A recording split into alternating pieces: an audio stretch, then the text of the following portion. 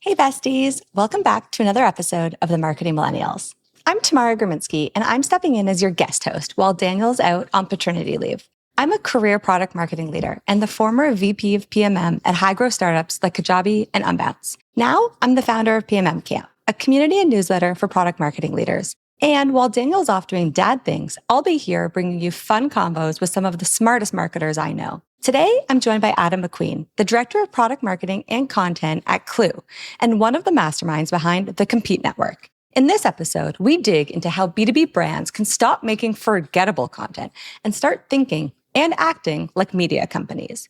Adam shares the origin story of Klue's in-house media arm, why they chose to build rather than buy, and how they dream up concepts that are both wildly entertaining and strategically tied to their product narrative. We swap stories from producing our podcast together, unpack what it's like to debut a full-on feature film at a B2B conference, and get real about proving ROI to skeptical stakeholders. Plus, Adam breaks down how any marketer, even without a big budget, can take the first steps toward building their own media presence. Welcome to the Marketing Millennials, the No BS Marketing Podcast. I'm Daniel Murray, and join me for unfiltered conversations with the brains behind marketing's coolest companies. The one request I tell our guests, stories or it didn't happen. Get ready to turn the up. Adam, welcome to the show. This feels weird. I shouldn't be on this side of the microphone right now. What's going on? It's so fun. Yeah. So for context for all of our listeners out here, Adam and I have worked together on another podcast where I was the host and Adam was my producer. And so I get to flip the script on him this time and do a little interview, kind of get into your head. I know. I feel very awkward. I feel like on the other side, I have all the power. I get to ask all the questions for you when you're a guest on the show, and then your own show when we're the producer, we get to just kind of dictate the terms and you have to say all the smart things. Like there's no sweat off my back, but now you've put me on the spot. So I'm excited. Now I'm in the driver's seat. It's a great context because that's why I wanted to have you on the show today. So you work at Klue. I think Klue is one of the best companies building the best kind of like B2B entertainment out there. And I don't just say that because my show is one of those shows. Maybe a little bit. Maybe a little, but I think we would both agree that most B2B brands are super boring. They're not entertaining to watch. Maybe they come out with like a product trailer that's entertaining, but they're certainly not thinking about media from an overall entertainment perspective. And for years now, I think you guys have gone the complete opposite direction. You've actually built an entire in-house media arm called the Compete Network. Take us back to the origin. What was the spark for that? The origin. Oh my gosh, this is so many years ago now, and I have terrible memory. But I'll do my best. So I remember as I joined Klue, we're in sort of this competitive intelligence category.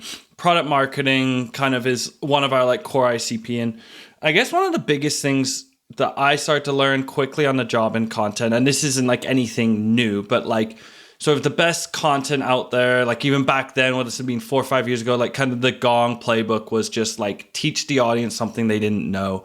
Within their realm, you're going to earn sort of this kind of like mind share. You're going to earn currency and people are going to gravitate to that brand. And that was just like kind of like the simple thing that like underpinning for a lot of like our early like content or marketing. And then with that at the same time was just this like observation of like what was happening increasingly, at least in like the B2B space, that like sort of like influencers, people with their own voices, individual like thought leaders on LinkedIn and things like that were really starting to explode on LinkedIn at that point. And that was sort of the way of like sort of how people were consuming things. And so from sort of Katie, this was mainly like Katie, my boss's perspective was like, we need to we need to consolidate everything. Like there's some thought leaders here doing some good stuff. I see someone's running a course here. There's someone that's like doing a newsletter. Like how do we help consolidate this in one place for like product marketers or people in competitive intel trying to understand like what they should do? And so it really at first was like, can we get this into one place? And then how do we overlay that with some of the stuff that we're producing ourselves? That was like the opening thought. And then it developed into like, what I'm most probably passionate about with this part is like, how do you start to work with people that have an audience, knowing that it's like a very like people first economy at this point? How, as vendors, do you work best with those folks? And my belief was being able to build the plumbing and produce the stuff on the back end and be experts in all of that. So talent like yourself that show up just have to do what they're best at, which is like their subject matter expertise, personality, all of those things, creating the content, and that we would handle all the rest. And that's the unique value we could provide that helped us do things really efficiently with a lot of different folks in the product marketing space. I mean, you mentioned this goes back at like 4 years origin story. I feel like you guys actually were early to the creator space, because I would say in the last 18 months on LinkedIn, B2B creators are a thing. But I don't think 4 years ago, I mean, I was posting content, but I don't even think I would have considered myself a creator at that point. So I do feel like you were early to the trend. Yeah, it was like you could start to see stuff though, right? Like you started to see more people having a bit of a following. Maybe they weren't like quite to the like level of maturity is now with like partnerships and sponsorships and all of those things, or running more like media properties, like people running their own shows and stuff. It was more so maybe growing a following on LinkedIn. But you could still see it. You could still see, oh, these are the people getting their DMs shared around on Slack. And it made sense. And then you just take that. I always like to do this in this like moment, especially like for any marketing, is like, I know I am only a sample size of one, but like, how do I consume stuff today? Am I following brands or am I following a person? It's like, oh, I follow this person because it's like, I don't want to make too much of just myself, but like, I think it's important when you're doing marketing as well to just like take a step back, like what are my own consumption habits? And we just increasingly saw that. And I saw that as a cool way to work with more like just subject matter experts and people that were good at creating content as well in our space. Totally. No, I think you're right. That's how I also consume content and have been for years. Like I even think cannot say that I've ever once gone to HubSpot and like looked at their blog, read any content. No offense to HubSpot, right. But I do listen to My First Million, literally every episode that gets dropped. And I read The Hustle for years, right? And those are two properties that HubSpot now owns. And so there is something to be said to like showing up where your audience is showing up before they kind of even come searching for you. 1,000,000%. I think that was like kind of the driving force for like our like early content strategy, them working with people in this. And then it became, that kind of probably dovetails nice into like, okay, I think the word like media could mean literally anything if you really want to, but always just like, what are the actual media properties we want to create? Actually, I got a lot of like things I probably do differently now, but I think that's like really important when you think about what's the media property we want to create and making sure that pretty much the number one thing you should decide is like making sure that whatever you create is going to show up where your audience is. Okay, let's break that down then. Explain for our listeners kind of what are the media properties that you guys have today, and also maybe as you're going through that, give us maybe a little bit of those tidbits of like what you would have done differently and why. Okay, so a media property can be, again, I kind of said this, it could be anything, but like the things that we would do, we start with like, even back when I was a content team one, it was our Tim Pot Little podcast, which at the back of the day, we're like, oh, this is novel. No one's doing a podcast. Now everyone and their dad has a podcast. Love this. Love that to be invited on a podcast too. So we started with that, and that was like sort of our like testing point. So we had that. We created shows with other creators, even some in-house talent around podcasts. And I remember even Drift doing that back in the day, early days too. Newsletters. So I think that was like one of our big ones that we had to sort of be the underpinning of all the shows we were creating. It was sort of like a roundup of all the different properties. That one remains super important to like our biggest media channels, our own podcast, our own newsletter, which is tied to the podcast. There was also sort of courses. That's media property. So we saw other creators out in the space creating their own courses. How do we help consolidate, give more eyeballs to them, and they would just be able to monetize off of that? And then there's also like video series, like, and video can be really flexible. And this is probably where we evolved more to, was like video first production. Even with like your podcast, we call it a podcast, but there's a heavy emphasis on video clipping, making it work on YouTube and stuff like that. So I think video series became a new like property that we like really started to orient a lot of time into. But media can also be things like really strong infographics. You see, I know you had Anthony Pieri as one of your first guests. Like, they built their social following off of really informative infographics. That is a piece of media. Like, I think what I've learned, and maybe this is what I can learn into, is like, media network doesn't mean to be like a traditional, you've got all of these shows, you've got these podcasts. It's just creating unique content and that resonates with your audience and meets them where they're at. I think that's important. And you and I were talking about this even before the show, which is when I often think of B2B going one way or the other. Either it's super entertaining and it's not connected to the product or the space even at all. And honestly, my first million is kind of that. If I think about HubSpot and my first million, like the only reason that I remember that HubSpot owns them is that like they do these little ad spots every now and then. Or then they go the other end and it's like these dry ads or these dry content, these like podcasts that you're like, I can't even sit through it. I need a notebook to take all these notes. How have you thought about and how are you now think about deciding on a concept that's both entertaining and tied to your product narrative? Because in my opinion, that's the sweet spot and that's hard to get. And that's probably the things I'm most proud of that we've done in-house, whether it was like at our conference, we did a game show with our customers too, which was tied into our narrative around win-loss. And we had each person do sort of 2 truths and a lie of like a ridiculous loss reason the seller claimed premise. And this ties to like your strategic narrative, which often lives with like product marketing or your product narrative of like, we just acquired a win-loss company. We launched a win-loss product. We wanted to push that problem or concept into the market. Really simple. And we had our customers do so in a unique way. It's like, don't rely on your sellers for why they won or lost a deal. Use Klue. Use win-loss. But do it in a fun way. So like that format really like helped. I think it's all starts with on those things, and the ones I'm like most proud of that probably showed up most in sort of deals to revenue or like pipeline people coming in would be the things that we created that were anchored off of like really strong strategic narrative, product narrative, or even just like, what do we know is a really big business priority right now? And so you can't do any of the entertaining creative stuff, in my opinion, well, unless you have guardrails. I always like creativity. You need to be put in a box before to be creative. Like I will refuse to show up to a meeting if you're just like, Adam, show up and we're going to do a brainstorm. Like, no, girl, bye. I'm not doing it. We need to be put in confines and then create real creativity shows. And I think like tight messaging gives you that box to play in. That's number one. Have that. If you don't have that, then you've got bigger problems, like with not problems, but you have bigger things to sort out within your marketing.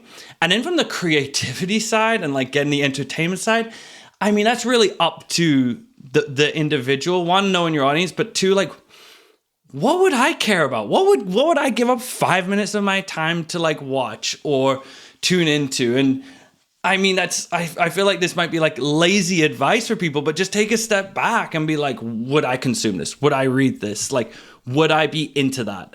I honestly give this advice for everything in B2B marketing because I'm always so torn because so many people are like, you can't learn from B2C marketing for B2B marketing. And I disagree with that because I'm like, at its core, we are all humans. And so what I like to do is I like to just understand like, how are I making decisions throughout the day? Like, how did I decide what to order for lunch today? Why did I choose that shop over another shop? What podcasts am I like constantly listening to? Why?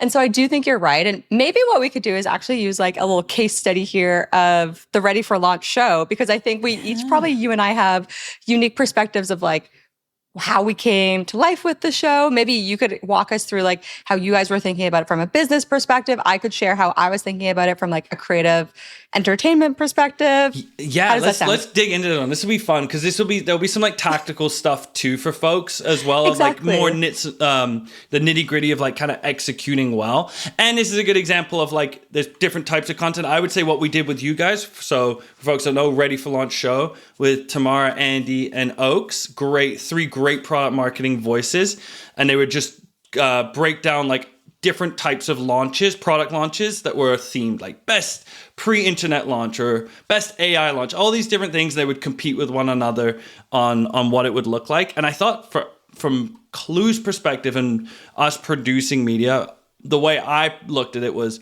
these are 3 people that I think are, one, we had good relationship with. So we had existing strong relationship with you. 2, I look at folks that I want us to work with. Do they get content? There's some people out there that I'd say have good followings that, and again, this is where it's all subjectivity and what's your flavor. I believed all 3 of you create good content, and you can have that, like, okay, this is someone that I think we can do something with. 3, obviously, like following. Do you have the right following? I think that's also an important one. Don't just go chase someone that has 100,000 followers. Have someone that you're looking in the comments and there's other people in product marketing, for example, for us, in your comments, like having the right following. Those would be like 3 of the big like criteria. We were like, this is why we want to work with you guys. And I know you were doing kind of other collabs with one another already. And then we looked at it as like, this one was probably more of like the brand play. Like, I think we didn't bring Klue or the problem we solved quite as much, but we knew through association that we would bring in the right audience anyways, produce the best content possible. And this was actually our first one of going podcast, but really emphasizing on video, from thumbnails to segments to clips to everything around that. Like, how do we make sure video is prominent in what we do? And so it was probably more that than what we just talked about like that weaving a perfect narrative into the property you're creating. Yeah, I agree. And I think it was so fun to produce on our end as well. From our perspective, when we were like, okay, same as you, were like, great, a partner that we want to work with, that we believe in. Also, the 3 of us as creators had relationships. And what I thought we had unique was we didn't want to create like a traditional interview show. There's so many of them. They're amazing. We're like, what do 3 of us have that's a different dynamic? And talking about inspiration, we all loved My First Million. This is not an ad for My First Million, although I've dropped it 1,000 times. You can get Tamara's but it is a podcast promo code at Tamara20 in the show notes. Exactly. But like, I do, like, all 3 of us love that podcast. And we would all be, the 3 of us would basically do the show before the show existed. Like, we would all just jam together. You know what I mean? And we'd be like, what are you listening to? What do you think is cool? What's on your radar? And so I think that's what we were trying to bring to the show, which was, we didn't want to just yap for 30 minutes and have people be like, okay, this is not helpful. And so I do think, even though it was a brand play for Klue, it was still educational on the topic. That's what I thought was helpful. Like, we really wanted it to be, hey, you could listen to one of our segments or all 3 segments and walk away with like something that you could implement in your work immediately that day. But also fun enough that you could listen to it on a walk. I didn't want someone to like have their notebook and have to be taking notes while they're listening to the podcast. But I didn't want them to not take anything away from it either, if that makes sense. Absolutely. I think it was cool because you all brought like examples, and I always work best with examples, precedents for anything we're doing. I'm like, let's go find inspo to start with. And that's like what you anchored everything on, which was what made it like really, I don't know, memorable. It made it fun. It made it lively because people might have different perspectives on the same example you brought to the table too, that it was like less so just like, hey, give me advice on something. It was like, hey, this is an example I hate. And then someone like, no, I love that. And it made a really interesting dynamic. And I think that's probably one of the things as well when we think about like what we want to produce. There's that getting personality out there, setting up in a way where you can really have people's like energy, funniness, like thoughtfulness, like shine really stands out. Really stands out. That's why I like video now. That's why even back in the day when we did the first podcast, we put me on the road in conferences and just interviewed people in the conference, because you get more, like they can suddenly like know one another. You get a different energy. We can comment on something that happened earlier. Like like that approach to create any of this stuff like makes it stickier, I'd say. I would agree. I also think we did something unique with the show from a distribution perspective, which isn't always available, but I see a lot of companies create amazing content. Even I think like MailChimp has like MailChimp Presents, and they have a lot of amazing media that they create.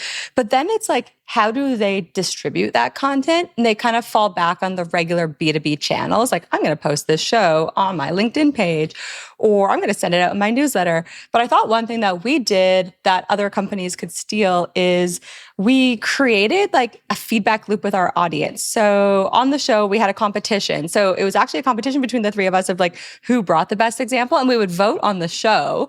But then after every episode, the day the episode launched, we would all three, plus Klue, so it was a coordinated brand and creator effort, post on LinkedIn and ask the audience to vote. And we got a lot of engagement that way. We got feedback on what they wanted to hear in the next episode, which I think allowed us to create really interesting topics and examples.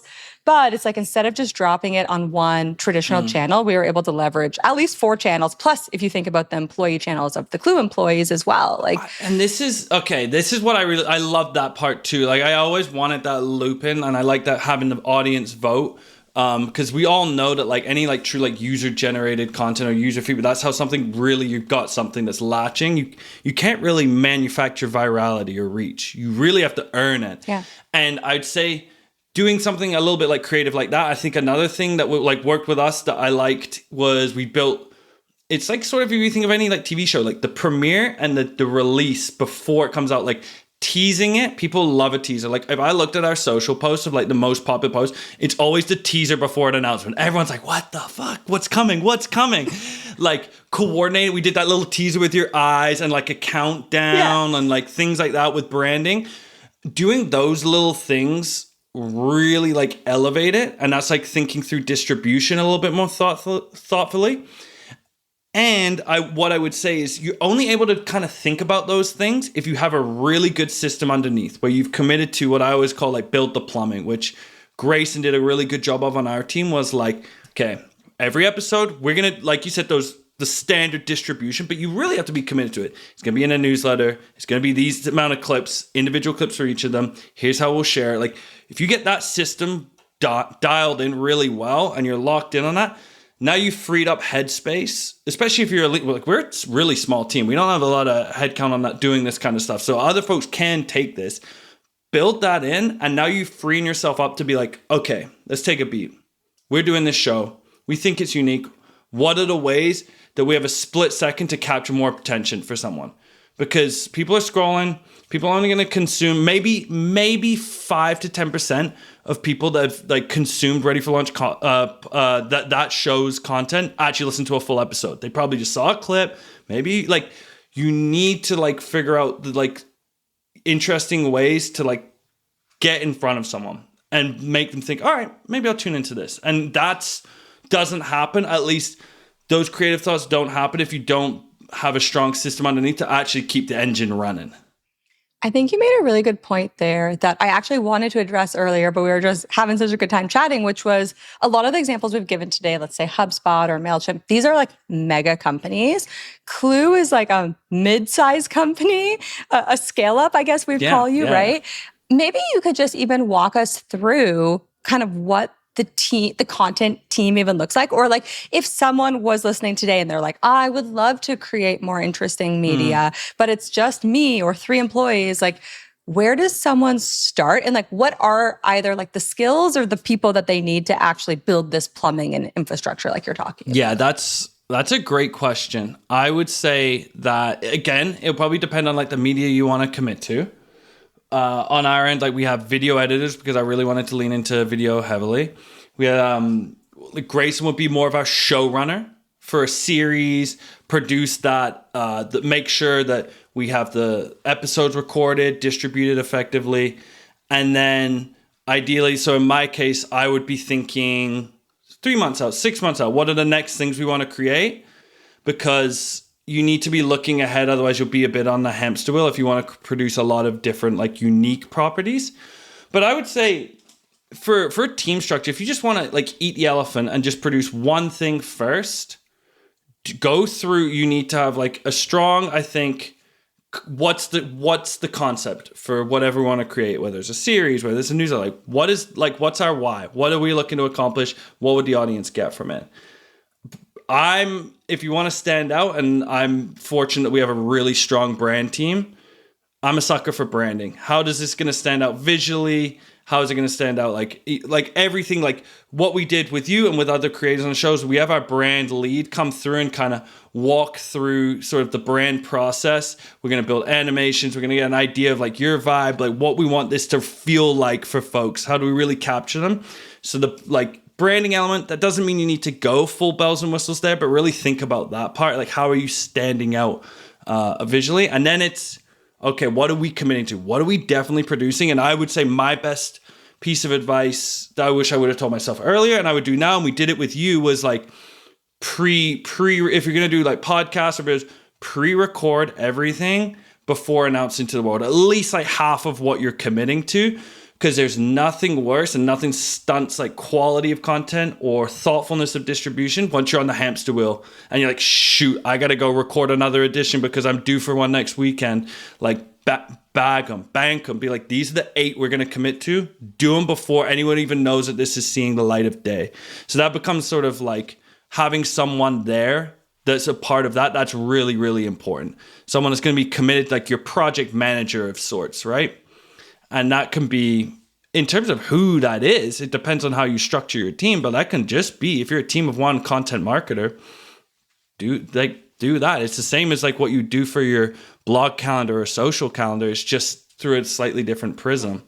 And I'd say that those are your like the biggest ones. And then for us, we use like video editors, like contractors and stuff, because I think that's a real like a technical skill that you might have it in-house. It's an easier thing to sort of outsource.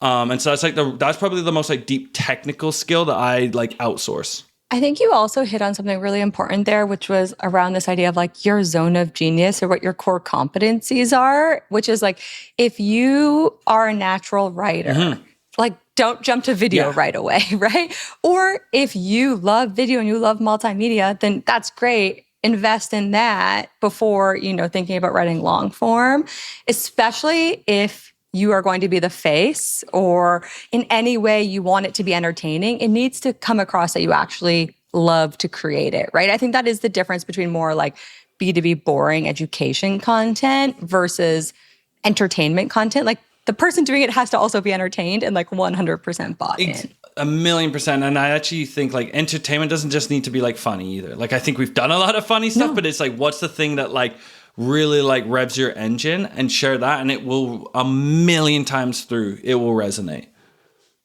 Yeah. I mean, I don't think I have a funny bone in my body, but I have a lot of passion and I get like amped up, right? I'm like the Energizer Bunny. And so that's always my thing. People can tell when I'm like full on versus if I'm not really into it, right? 1,000,000%. And I think with all of this, it's really just like, I know we're calling it like and I'm really proud of a ton of the things we've done with the media network, and we're giving advice to people if they want to do their own media stuff, but really it's just a different channel of producing content. It's just shifting. If you have X amount of resources doing that, what if you just shifted it to do this? Like it's a lot of the same principles apply. It's just looking at things in a slightly different way. I know that probably what comes up with a lot of folks that have asked me before about what we've done, like there's a bit of an attribution game. Like, oh, how can you prove that you just shot a mini movie at a conference and that is worth doing over a bunch of like SEO stuff that has like, or ebooks have discernible metrics? We could get into that part. That's a fun part to do. But I just think that you can apply a lot of the principles that you learn in content anyways. A lot of teams are lean. How you repurpose stuff and like how you distribute is just looking at the media property you create can just be different. I think that's right. Any final advice on that topic though? Like what if someone's bought in? They're like, I understand that this is complementary. And I don't think, again, we're not pitching here today like, don't do educational content. We're saying, hey, as part of your content mix, you might want to consider some more entertaining media. If someone feels that way, they feel like they could maybe start on their own or with a contractor, but it's like their leader that maybe is not bought in, or they are getting that pushback of like, what's the real ROI here? How would you encourage them to kind of champion to even be able to like do a low risk test of this? That's a really good question. I think getting that approval from someone, from your boss, if there's like budget required, or even like, I'm going to put time into this, why should I do this? I'd say two things, and this could be a little blanket because it depends on who like your leader is and what they value as a marketing leader too. But like, one, go whatever you're thinking of, find great in that space. You want to do a podcast, go find the best podcast by a B2B company. You want to do a like video, even like product walkthrough series, like go pull Notion's product, like go show what the end could look like. This is what I'm striving for us to do in our domain. Again, it's super hard for folks, especially get higher up the chain. Like, you need to just paint a clear vision of what you're looking to accomplish is. So I just go find whatever your like desire. Like, someone might be listening and be like, oh, I want to do a game show, whatever. Go find the best example so you can paint that picture. And then the second thing you accompany with that is that what we mentioned, making sure that your pitch or whatever here is like tied to the strategic narrative, product narrative, whatever like the important go-to-market message is for that quarter, for that year, tie it to that. Otherwise, you're just making stuff for vanity anyways. And so if you can hook them in with like, look at how good this is, look at this output. Do you want something really strong like this? And what we're also going to do is weave in what we understand to be like the narrative we're trying to get to market. You do those two things. Yes, you're going to have probably follow-up questions of like, how much is it going to cost me? How are we going to prove it to be successful? Those things are ancillary to getting buy-in for those first two pieces. And if I give one tiny little tip that I do, this is really basic. Anyone could do this tomorrow on proof of ROI, is one thing I do every single quarter is throughout, I'll do it maybe every couple of weeks or so. I go through gong calls. I screenshot anything we get on LinkedIn, anything that any of our CSMs or A's are sharing from us. I pull it all and I'll put it into a doc, and then I put in our quarterly roll-up. I have a thing I call the trophy room. I stole it from someone way back in the day, so I can't take full ownership. But then I will have trophy room. Here's one of our and it's all around our media properties. So when we shot our mini movie, you're not going to see true dollars and cents from that, but you're going to see hundreds of people sharing it, DMing it, sales leaders chiming in, people being like, I never heard of this. I want to learn about Klue. You pull those screenshots, that story together, that's more than enough. You can pull any of those things together, the qualitative into a single slide, whatever you want to call it, bring that to a single place, and I guarantee you will have less questions about what's the ROI of what we're doing. Yeah, I love that. I always used to tell people on my team, like, this concept for anything that they're working on is like literally anytime you get a Slack message, you get a customer email, you get like someone who's just giving you props, screen grab it and put it in a win folder. And then when your performance review comes up, when your quarterly planning comes up and you want to ask for extra budget, extra resources, time off, you have all of these wins. I love that. The trophy room. But that's awesome. Okay, we're gonna wrap up this conversation, even though this has been so fun. And we like to end every episode of the Marketing Millennials with one final question.